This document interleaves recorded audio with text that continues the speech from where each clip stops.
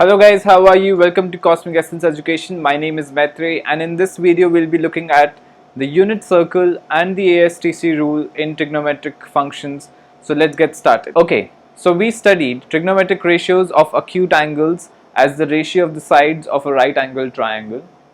We now extend our study of trigonometric ratios to any angle in radians and study them as trigonometric functions. So let's start with unit circle. What is a unit circle? A unit circle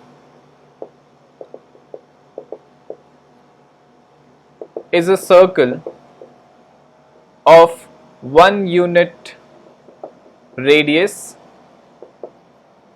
and center at 0, 0, that is the origin.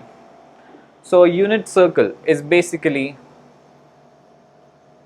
having center at 0, 0, which is the origin, and a radius of 1 unit.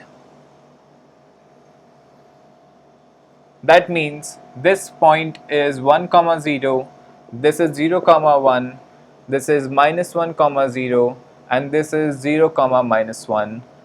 Center is 0, 0. So if I make a radius, this is of 1 unit everywhere. To get the equation of a unit circle, let's take any point P with coordinates x, y. Then in this circle, the radius OP is equal to 1 unit. That means distance between O and P is 1 unit, which is root x minus 0 whole square plus y minus 0 whole square by the distance formula equal to 1. This gives us that x square plus y square is equal to 1, which gives us the equation of the unit circle. Now, the sign of the angle depends on how we are rotating. So, if I am rotating in the anti-clockwise direction, the angle is taken to be positive, and if I am rotating in the clockwise direction, the angle is taken to be negative. For example, if I am rotating this way, this angle is 90° positive. If I am rotating in the clockwise direction, the same position is reached when I rotate by -270 degrees. Okay, so how do we define the trigonometric ratios for any angle? Let's take the unit circle again and magnify its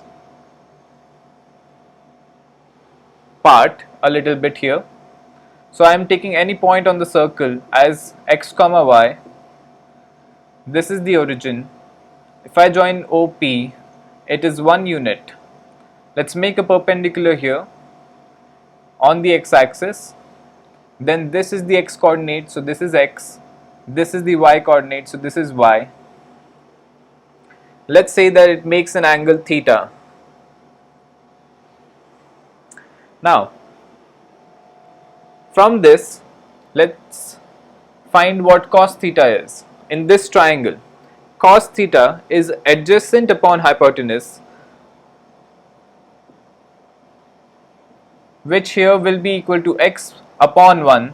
So cos theta is equal to x. If I write sin theta, that is equal to opposite upon hypotenuse. In this triangle, opposite upon hypotenuse is y upon 1, so this is equal to y.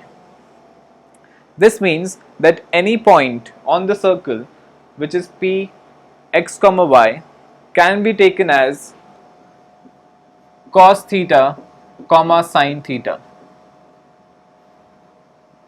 So any point on the unit circle can be written as cos theta, sin theta.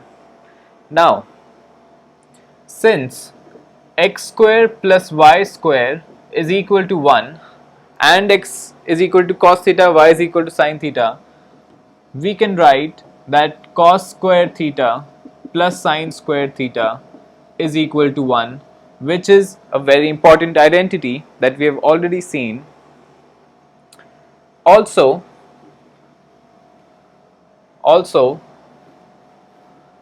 the value of x and y on a unit circle vary between 0, -1 and 0 only.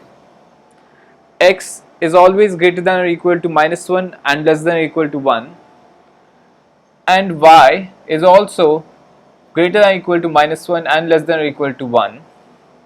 That's why cos theta is always greater than or equal to -1 and less than or equal to 1. Similarly, sin theta is also greater than or equal to -1 and less than or equal to 1. So these are the range of sin theta and cos theta which we can give using the unit circle.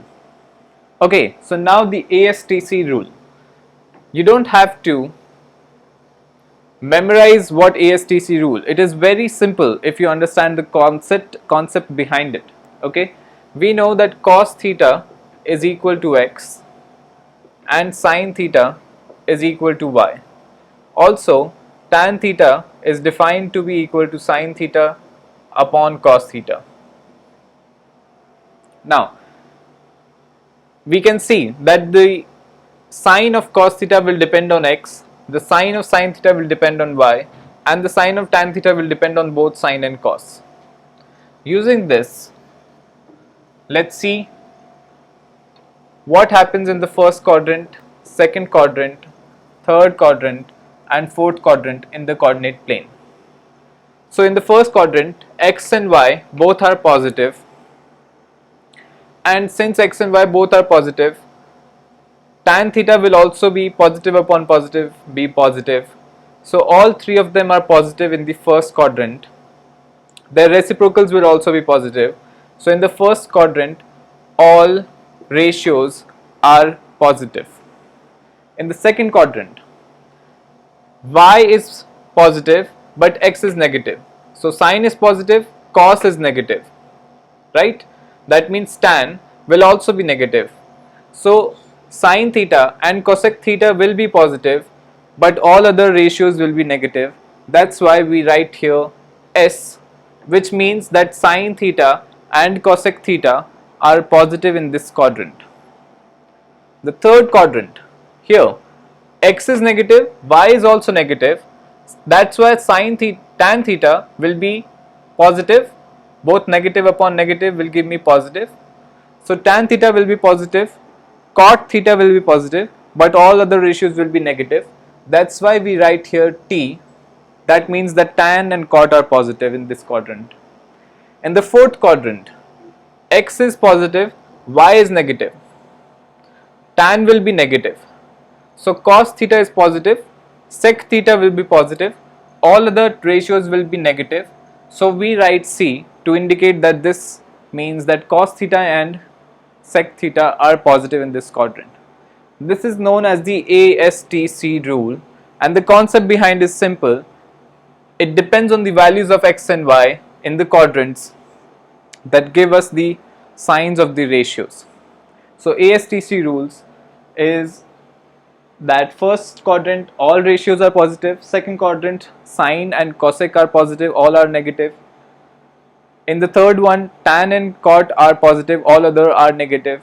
In the fourth quadrant, cos and sec is positive, all other ratios are negative. So guys, we looked at the unit circle and the ASTC rule in this video. I hope you liked the video. If you did, hit the like button and subscribe to our channel, and we'll be bringing more videos like this. Thank you.